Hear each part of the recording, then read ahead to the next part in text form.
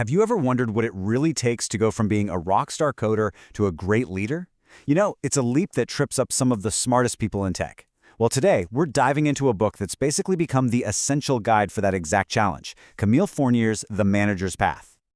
Yeah, and that quote from Etsy's former CTO, it just hits the nail on the head. This isn't just another business book you put on the shelf.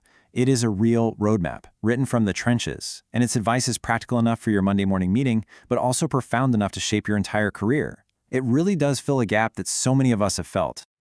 All right, let's jump right in. Here's our game plan for today. First up, we're going to cover the why, like what problem was Fournier trying to solve. Then, we'll actually trace the path she lays out, all the way from engineer to executive. After that, we are going to get into the really good stuff. 3 core lessons you can literally start using tomorrow. And to wrap it all up, we'll give you a balanced look at the book's biggest strengths and maybe where its advice needs a little bit of your own flavor. So why did this book even have to be a thing? Well, think about it for a second. How many times have you seen a brilliant, top-notch engineer get promoted to manager only to watch them completely struggle or even fail? It happens all the time. That's because the tech industry has this bad habit of treating management like it's a reward for being good at coding, instead of what it really is, a totally different career. And that is the exact problem The Manager's Path was written to solve. And the author's reason for writing it was super personal. Camille Fournier, who is the CTO at Rent the Runway, she just realized she had this huge amount of hard-won knowledge.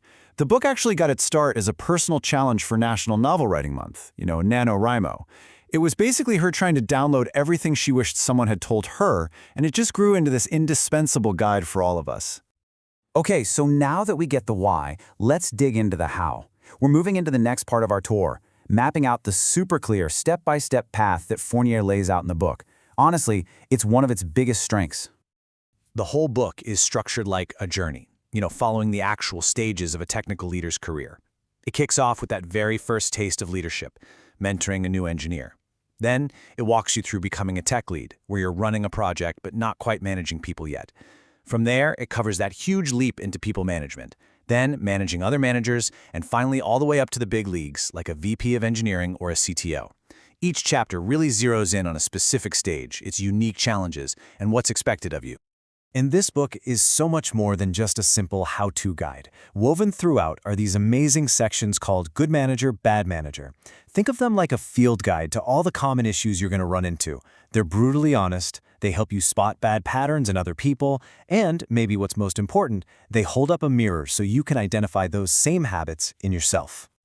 Okay, this is it. We're getting to the heart of our explainer, the absolute must-know lessons. We've gone through the whole book, and we've boiled its wisdom down into 3 huge takeaways that are valuable whether you're just starting out, you're a senior engineer, or heck, you're already a CTO.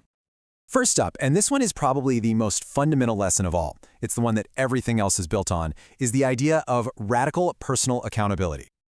The book makes this incredibly clear. Look, your manager is a resource, they're a guide, they're a coach, but they are not your savior. They can't own your career path for you, they can't manage your stress, and they definitely can't make you happy at work.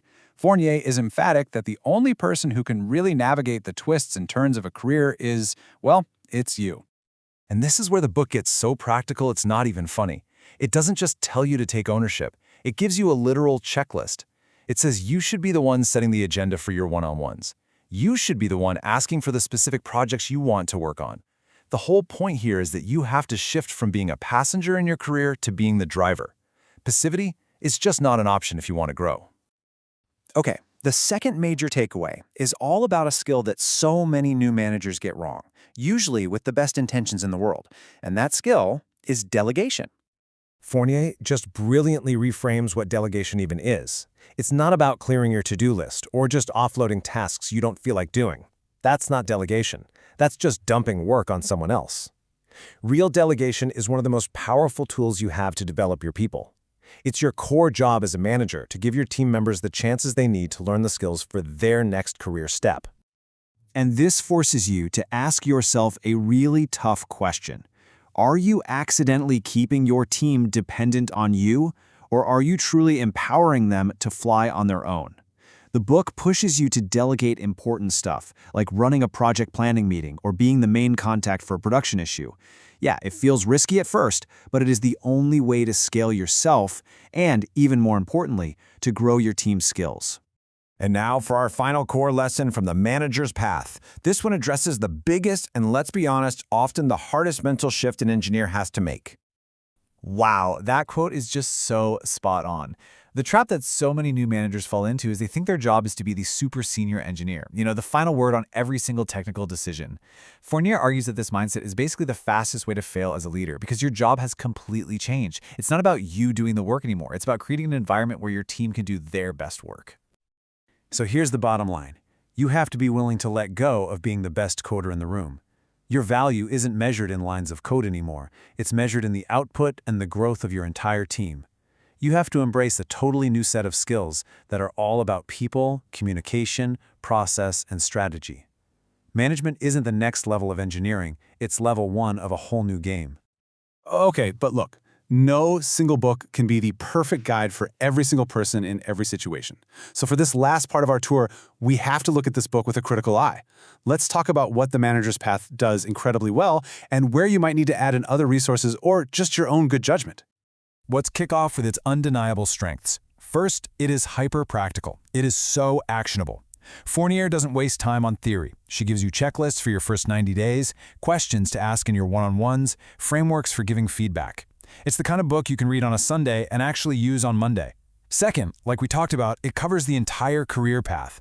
It is so rare to find one book that has useful advice for someone mentoring an intern and for a CTO running a 200-person org. And finally, it tackles the messy, uncomfortable people problems that most tech books just run away from. It gets into managing difficult people, handling underperformance, and navigating office politics. Absolutely. But that brings us to its limitations, which are really more about its focus.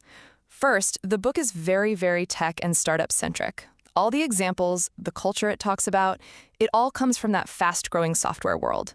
So if you work in a huge, slower corporation, a government job, or not in tech at all, you're going to need to do some serious translation work. Second, it's almost exclusively focused on managing engineers. And while a lot of the ideas are universal, it doesn't spend a lot of time on the challenges of working with, say, product, design, or marketing teams. And lastly, the advice can be very direct, very prescriptive. Fournier has a strong opinionated take on how to do things, which is a strength, but that strong advice might not fit every single company culture out there. You might have to adapt her more top-down approaches if your workplace is all about consensus. So where does that leave us? What's the final verdict? The manager's path is an invaluable, almost essential guide. But think of it this way. It's a map, not a GPS. It shows you the terrain, the different routes you can take, and the common dangers to watch out for. But you still have to be the one to read the specific environment of your own team and your own company. And really, that's the ultimate takeaway, isn't it? The book gives you the tools, the frameworks, and all the wisdom from someone who's actually been there. But at the end of the day, leadership is just a series of active choices you make. So we'll leave you with the same question the book leaves all its readers. Now that you know the path, what kind of manager will you choose to be?